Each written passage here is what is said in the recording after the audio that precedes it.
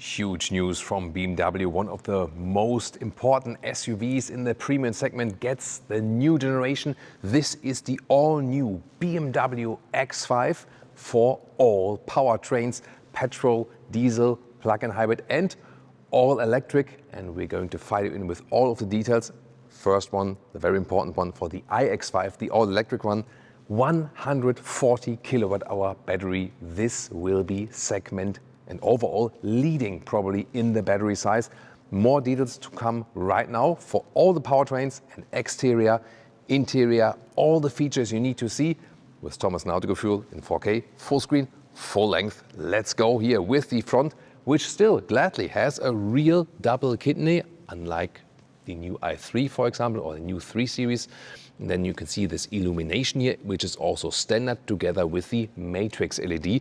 Then these black elements, and you have the X-form daytime running light for the X5 then here. And when you hit the turning indicators or hazard lights, it's also in the same position.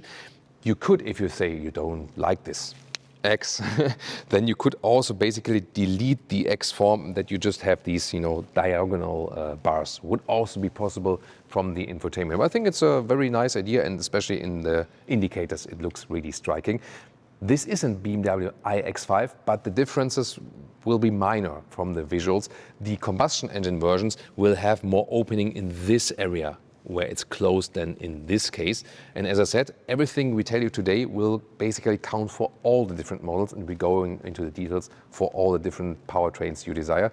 This is an M Sport design, so the base design will have a little bit less high gloss black, for example. Then side profile, we can already see these large wheels. These here are 22 inch. You would start with 21 and up to 23. These have aerodynamic inserts. The smallest ones also have that, and you have also different tire width. This is also important then for the EVs. So you would start with the 21-inch wheels with 255 in the front, 285 in the rear, and these here are 275 in the front and 315 in the rear. So if you want for the iX5 the most efficient setup, stick with the 21-inch wheels because they are also smaller. The length here, it's like a little bit longer than before. The majority of these couple of centimeters more went into the wheelbase, now at overall length of 4.99 meters or 197 inches. And most important change, wait a minute, where are the door handles? So this is, yes, let's say like a very clean design, and you might remember the Volvo EX60, and they had similar handles here. They are similar in design, but not the same in the technology. So all BMW X5 will get this, and let's say the con is that I don't have classic door handles, which I do favor. The pro is that in contrast to these flush door handles, they are already out, you can always grab them. And then there are two things. The base will be these handles, and then you just basically open them and pull them and just open them normally. And here the soft close is also standard for all models. So here they have upgraded the standard equipment. This specific vehicle, by the way, in pine gray, it's like a gray with a like green nuance, has also fully automated doors. Then here, I press my hand right there on the outside, and then the door opens completely. This is the special thought of, hey, let's combine these two features, and then you can also close them like this again. So you either put it on the outside, or you can open them like they wouldn't have the automatic function here on the inside. That would also work, and that actually works for all 4 doors. So I'm a little bit pro and con about this. It is on the one hand a spectacular feature, yes. I'm the fan of classic door handles, but then again, maybe this is at least better than flush door handles because you can directly grab it. I would probably order them then without the automatic door features.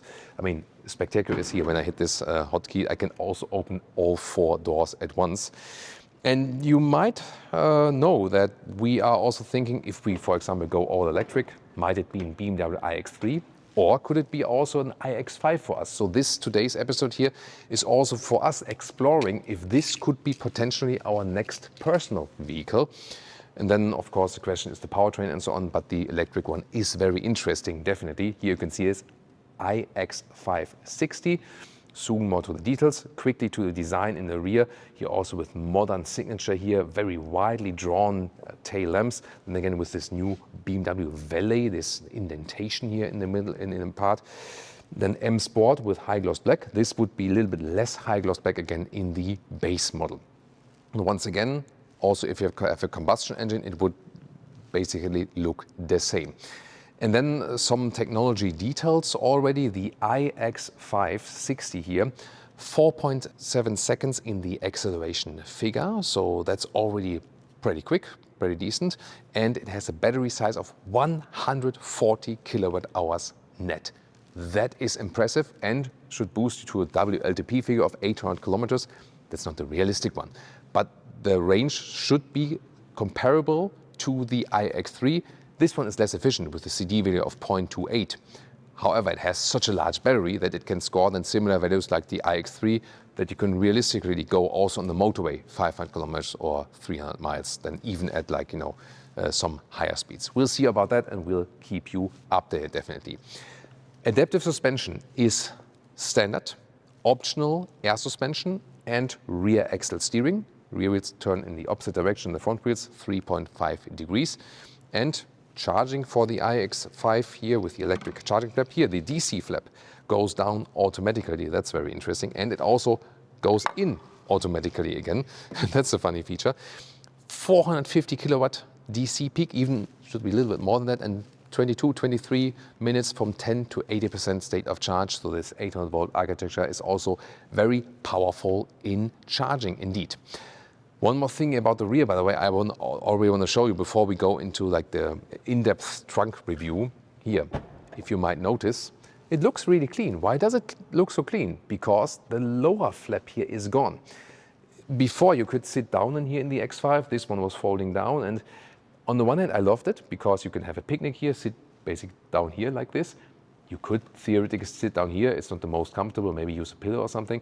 But then again, the access to the trunk is easier than now. So it has pros and cons. And it sometimes happened to me. There was this, like this button was down there. And then sometimes you were sitting here and having a picnic and some drinks. And you turn maybe a little bit, look at this nice bird there, whatever, And then you were hitting the button with your leg. And then suddenly this was closing, the drinks were spilled, and this was coming down on your head. Then you had a big problem. So I was like fan and hater of this function at the same time, so to speak. Soon more to the trunk. Now more to the other technical specs. And I can already open the hood because then here in the electric version, you might know what's coming. Once, twice pulled. And here we have the Frunk then. This is a pre-production vehicle, so this material finish will not be in the final vehicle. This looks a little bit cheaper right now, but it's not the final material that you will get as a customer. It will look nicer, and also from the inside, this will be, this is because that's a pre-production plastic now. So this is not the large Frunk, but it fits a charging cable. That's about it. And there's also, in contrast to Mercedes or Porsche, no other more practical mechanism to open that one. So you always have to go there from the inside. So that's not the best solution, let's take it away, but it's a cheap solution. Here, by the way, I can also close it with pressing the BMW logo like you do with the Porsche crest, for example. As for the combustion engine side, you will still get the well-known 3-liter inline six-cylinder, here then with 400 horsepower, 5.4 seconds in the acceleration figure. Based on that one, there will also be two different plug-in hybrids. The plug-in hybrids now a little bit more net battery capacity at 26.5 kilowatt hours. So as just a slight upgrade there, but it's already quite good for a plug-in hybrid, why not? So two different horsepower specs there. There will also be the 3-liter 6-cylinder diesel once again. And we also expect a pure combustion engine M performance model. Maybe that will be an 8-cylinder again. And what's also sure is, of course, then that we get here the pure electric, pure battery electric version, but there will also be a hydrogen version of the iX5. If that is really making sense, I'm not sure, because the infrastructure for hydrogen is, of course, this is hardly there, so that's the question, like what's the use case for that vehicle? Yeah, very interesting that they made that investment. More will probably go than for the all-electric version. Here, of course, one electric motor in the front and one in the rear, and also the combustion engine models. They are also all-wheel drive. You can also find the separate data comment, and we also have all the facts and figures about the different petrol, diesel, plug-in hybrid, and all-electric version. All the details we know so far. It's always interesting just to read and clear the facts about this one. What I found good is that they picked this design that is not too extreme, that you can still see the double kidney, and that it still has the classic X5 size, you know, a size and also the classic shape. The door handles will be a different discussion with a rear separate hatch, or not separate hatch anymore, the issue. I think some hardcore X5 fans will not like this change. However, I see definitely the pros and cons there. But I can tell you there is more, much more coming up in the interior right now. I wonder, by the way, when the kids start playing then XXO or tic-tac-toe, you know, like XXO, you get that?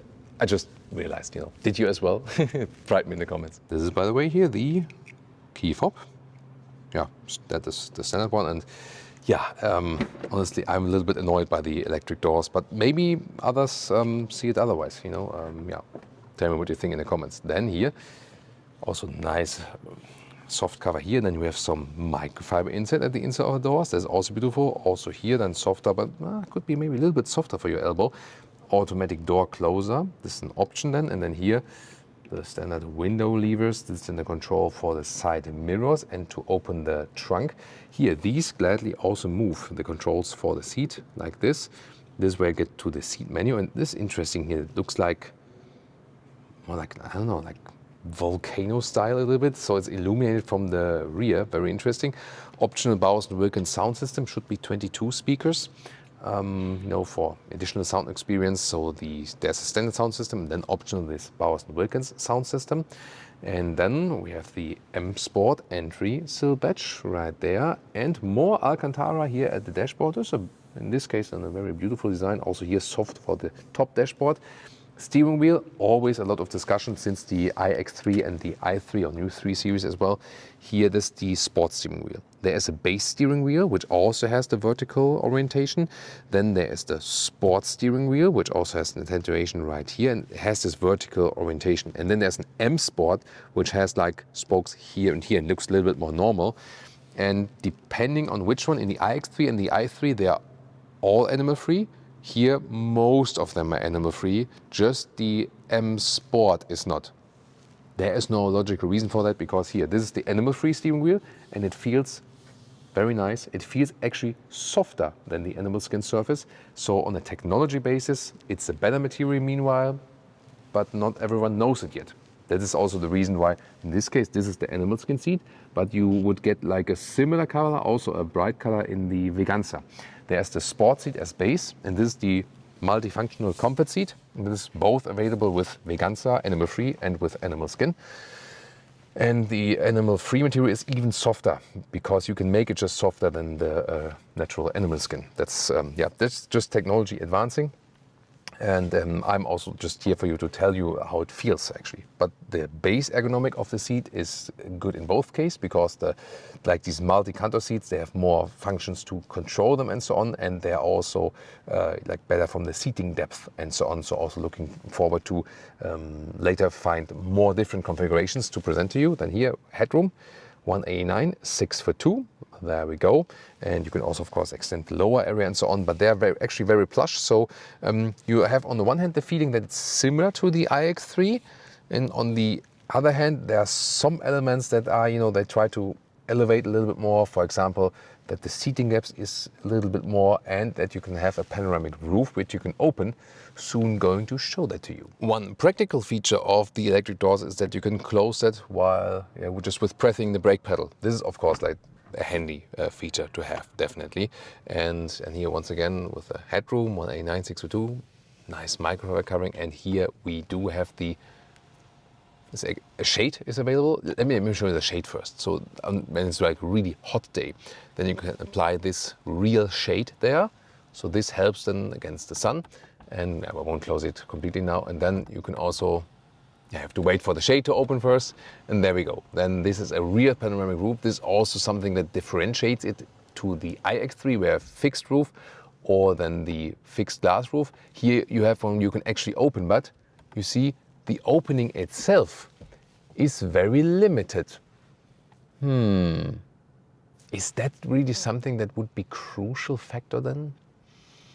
Maybe. I mean, when you're stationary, and we have to test out like how silent it stays at which kind of speeds, for example. Yeah, this will be very interesting. Then we have a completely new cockpit here. So we have, as I said, the steering wheel from the iX3 and the i3. Also with these buttons on the steering wheel, which I'm not the biggest fan of, honestly. I do understand this logic of now that the infotainment system moves closer towards you. They can easily control the climate unit. I am a fan of physical dials, but this is at least close to the steering wheel here. Here you can also activate the seat massage, by the way, which is quite nice because really individual dots are being used here in the seats. And then at the same time, you move the panoramic vision, the digital instruments, further away, that they are in long focus. And that's a great idea. You can also additionally get a head-up display, also built in this vehicle, but you wouldn't actually really need that.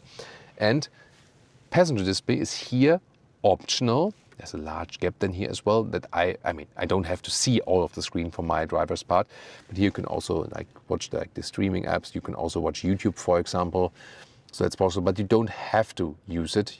Then it would just be the screen right here. So that's actually totally up to you, the choice. Split armrest here could be maybe a little bit softer for the elbow. Some space underneath. Interesting new slate material. So this feels pretty nice. Looks also very fancy. Manual volume jog. This is then the shifting lever. And here when they hit the turning indicators, also nice visualization here, for example. And outside, of course, more spectacular.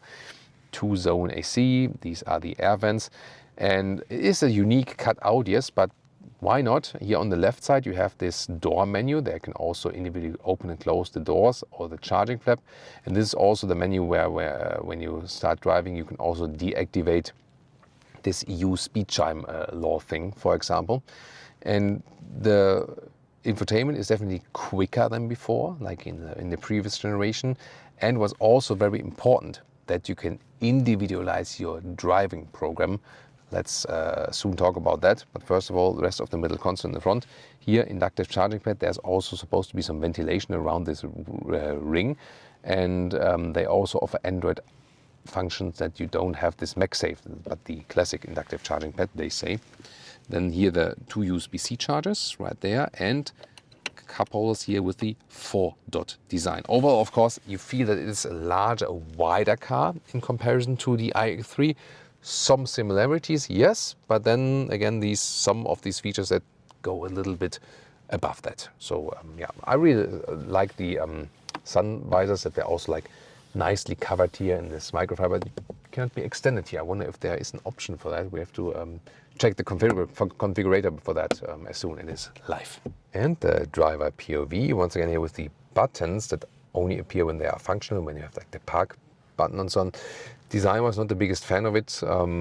Here's, for example, volume at the steering wheel as well. And then the panoramic vision is like here in the long focus.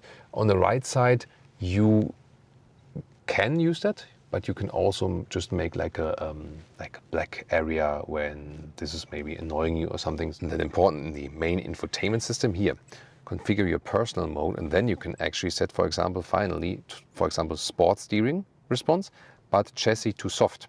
And this is very important, was not possible in the older versions of the older generations. And then here, plus minus for the temperature, this is how you activate seat massage. Then also here the seat cooling, seat heating works at the same time, and also seat cooling for the Veganza material, that's very good. Seat heating is available as well. Yeah, the iX3 doesn't have seat cooling yet, but supposed to get it later, for example. On the left side here, this will be a hotkey or field for certain functions like doors, charging flap, and this also were supposed to deactivate the EU speed chime law, for example, then at a later stage. The menu is also good in the overview, and it's also very quick, so definitely faster than the generation before. And Leah has already installed some Apple CarPlay for us, so this is then how the CarPlay would actually look like, and that's also, you know, good integration. Then rear seats, the door opens fairly wide. Here also everything nicely covered here and so on, so good build quality. This is the manual release here also for the rear seats, by the way, if you need it. Otherwise here then the automatic one. Then here you have the manual shade, also goes quite far. Inside of doors, this is not the final material, but it will also not be fabric covered, but I've stored some interesting holder right there here, so you can attach this one, and you have USB-C charging there for the rear seats, and you can also put this in like this, and then it's also like a MagSafe holder here, so interesting also for the phone. Yeah, why not? And then we have ISOFIX outside, it's hidden here underneath, so there we go, but that way it looks beautiful. And then we can slide on this cup holders, 4-dot design, that's also fancy, and we have something even more fancy here. This is an additional pillow, basically, for your elbows. Look at that. There we go. And then it's more plush. And I also have these, yeah, maybe for the front roll here. And I also have these plush pillows here. And then, yeah, you can make yourself comfortable right here. As for the normal legroom, when I'm driving, because they have good cutouts here, so then you still have you know, a lot of legroom there. I'm sitting pretty far behind because seats are quite large and plush, and I have long legs, so I sit more behind. But this is the legroom I still have. And then we have in the rear here, like is locked at the moment, but you also have seat heating for the rear. In the lower part, another MagSafe inductive charging. And the USB-C chargers were in the seats there. Headroom, standard panoramic roof. Here still some headroom left. This is all beautiful microfiber cover from the inside. It's like a jacket hanger here, and you also have door handles on for all 4 seats. And this will be practical also, you know, to hold on tight as a passenger when someone is maybe driving a little bit more agile again.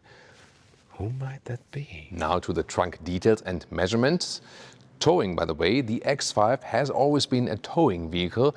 3.3 tons for the plug-in, which is leading, 3 tons for the pure combustion engine models, and 2.7 for the iX5.